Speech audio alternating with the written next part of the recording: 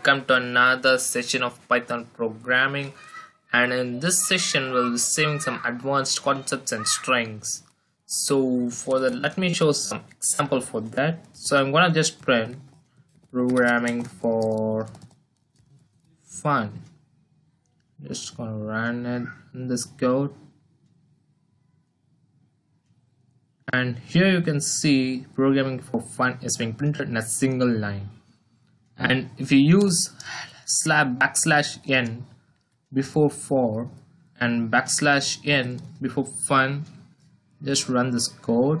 You can see that programming for fun, all the three are being printed in a different lines. So /n means new line in programming in Python. So basically /n is used for getting a new line or next line, or printing some text in next line.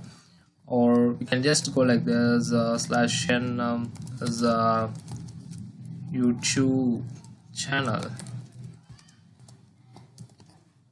So basically, if you run this code, you can see that programming for fun is a YouTube channel. Both are being printed in two different lines. And let me show some other examples for showing the advanced concepts in strings. So first, let me save this programming for fun into a variable which we saw in last session. So I'm just going to give as name equal to programming for fun.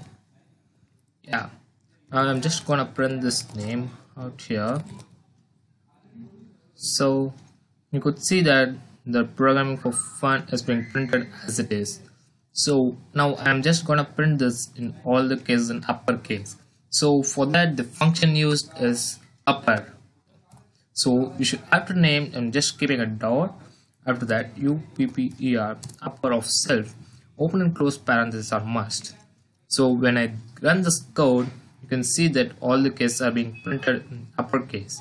Similarly, you can go for lowercase also. So if I just run this code, you can see that all the codes are being, all the letters are being executed in a lowercase. So the next concept is just taking out the length of the string. For that, the keyword used is len of. So when I run this code, you can see that the length of this text is being shown out here, 19. And one more thing which I want to show you is we can check out whether the name being printed is in uppercase or in lowercase with isUpper function. So when we run this code, you can see that, sorry, SUPPER. Yeah, when I run this code, you can see that false is being printed, which implies that all the cases in the variable are not in uppercase.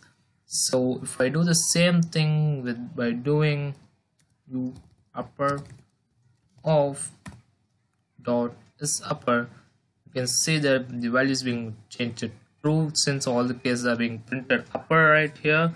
After that, isUpper is being checked out. So similarly, you can check for isLower also. So dot isLower. So when I run this code, you can see that false is being written.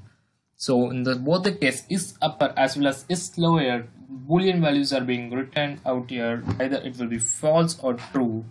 So this is the thing which I wanted to share with the advanced concept in string. Still more concepts are there in string which we'll be seeing in upcoming sessions. Subscribe and stay tuned till my next session. Thank you.